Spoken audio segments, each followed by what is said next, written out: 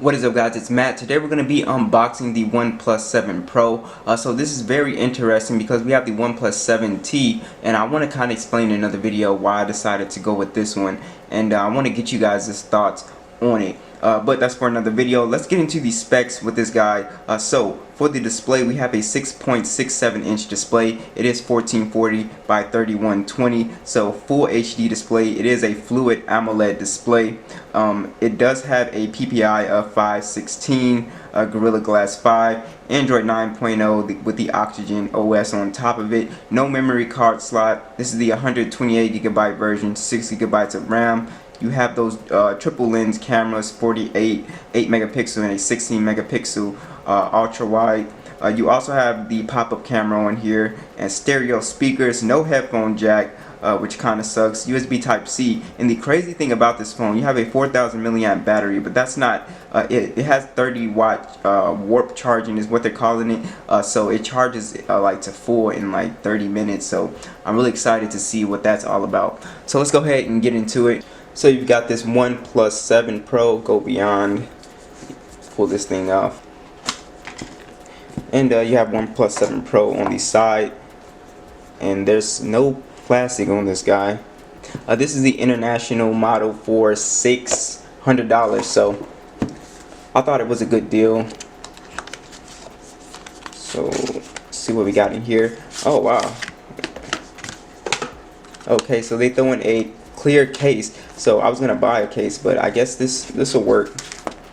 Yeah, it's a clear gel skin case. It has a lot of rays on it, so that's actually pretty usable.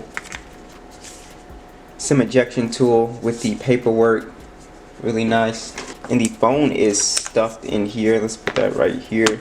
This is a really nice presentation, by the way. The box and colors and everything is really pretty. This is how they have everything in here. This is the fast charging brick. It's pretty massive. Has a red inside, and this is a really nice box. Let's see what we got here. And we got our power USB Type-C. So one thing that they didn't throw in the box was a headphone dongle, which I'm a little upset about. So I'll have to buy one, which is not a big deal, but whatever. So never settle. Let's go ahead. This is the black one, and this feels really good in the hand. I can tell the display is curved, like it's really curved. So see if we have stickers on here. So guys, I did miss these stickers. You get the OnePlus stickers, never settle, with the +1 logo. Let's go over the device real quick. So you got these speakers at the bottom with USB Type-C and the SIM tray. So you do have a power button right here, and you have what I'm assuming is a mute switch. Up top you have the pop-up camera. On the side you have the volume rocker, and on the back you have the triple camera setup, which looks really nice. It's not really raised super high. Alright guys, so we're all set up on the device. I want to start by saying this is the mirror gray. I said it was black I think earlier, but as you can see it's still very dark. I almost thought it was black. Basically if it's not hitting the light, it really looks like a black phone. Alright guys, we're all set up on the device. So one of the things that's going to pop out is this beautiful display with those curved edges. So a lot of people aren't a big fan of the curved edges, and I wasn't either, but honestly it doesn't really bother me that much, and it actually looks pretty good actually in person. So the fingerprint scanner is extremely fast. That's one thing that popped out to me. It's almost instant. Like, it's the fastest that I've ever used. You do have face unlock with that pop-up camera. So here's what the pop-up camera looks like. It works pretty nice and it's very fast. You can use it for face unlock as well. So let's go ahead and look at the basic toggles. So you've got NFC, the night mode, the flashlight, Wi-Fi, Bluetooth, gaming mode, the reading mode, hotspot and Zen mode, and the screen recorder. Let's hop into display. So we have the sleep, we have the night mode, so you can go ahead and turn that on and it'll make the screen warm. We also have reading mode, so you can go ahead and mess with that. You have the screen calibration, so we can pick vivid, natural, or advanced. You can do a little bit more. We're going to keep it on vivid. Looks pretty good. 90 hertz refresh rate. So you will notice the 90 hertz refresh rate when scrolling through applications, stuff like that. And I'll show you guys with gaming that it actually looks very nice. And it does make a difference. You have to use it for a while and then sort of go back to your older phone to really appreciate it, I guess. You can also change the resolution on the display. You can keep it on auto switch, or if you just want it to be at the max resolution 3120 by 1440, or the lower resolution at 2336 by 1080. I just keep it on the highest resolution. Video enhancer will basically enhance the colors of video, and then you have the ambient display. You can come in here and change the clock style to whatever your liking is, or you can put it on none. Now you can change the theme from colorful light to dark, so we're going to go ahead and put it on dark, and it changes everything to a dark setting, which is very nice. So you have that in here. For the status bar, you can add the battery style or icon. You can have the circle, or you can have the battery hidden. The circle looks pretty cool, but I'm gonna just keep it on the classic. You can show the battery percentage as well as network speed. So OxygenOS has a lot of good customization stuff in it. You also have Dolby Atmos on here, which is really nice. So you do have stereo speakers, which we will check out. You have dynamic movie and music, and you have earphone mode you can go ahead and play with. Everything else is pretty much standard stuff. Buttons and gestures. So we have the alert slider. We also have navigation bar. So if you want to switch your navigation stuff around and use gestures or whatever, I do not like the gestures, so I just keep it on the home button.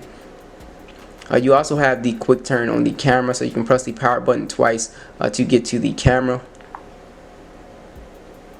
Pretty nice. And this phone is blazing fast. I mean, the Snapdragon 855 chip in here is really great. And for what do we have? Fingerprint. In the fingerprint, you can actually change the animation if you want it to be ripple, or the stripe, or none. I usually just keep it on this one because it's pretty much the coolest. When I say this display is beautiful, it is absolutely beautiful. The colors on here are just gorgeous. And you know, coming from a flat screen phone, the curved edges don't bother me that much when in full screen. So you know, I can't complain. Some people don't like it, but I actually, you know, it doesn't bother me at all. Now these are some of the best sounding stereo speakers that I've heard on a smartphone, so just go ahead and check it out for yourself. I got it on full.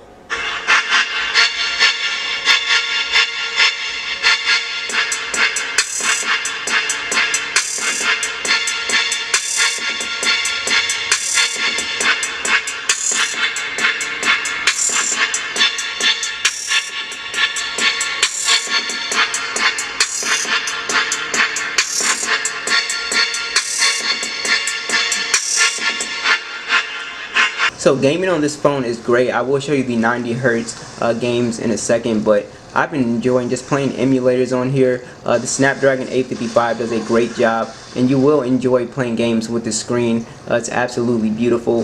You see I got the PSP emulator, the God of War game, and you know, it's a little glitchy with this emulator, but there are settings you can do to you know, make it faster.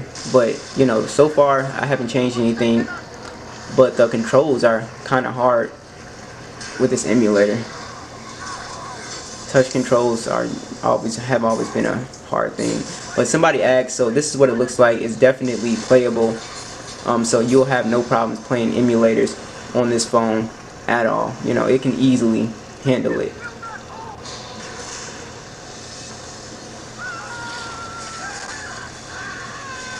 You go into the actual game, you have this fanatic mode. It'll supercharge your gaming experience, and you have a bunch of settings that pop up that you can go ahead and mess with, and you can, you know, choose to block notifications to come on the screen, answer calls via speaker. So they have all this stuff set up to make your gaming experience to be really good. Now this is a 90 hertz supported game, and it actually looks very good. Like I said, you will have to play on this and then sort of go back to like a 60 hertz screen to appreciate it. But you know, everything you can see, it just feels smoother, faster.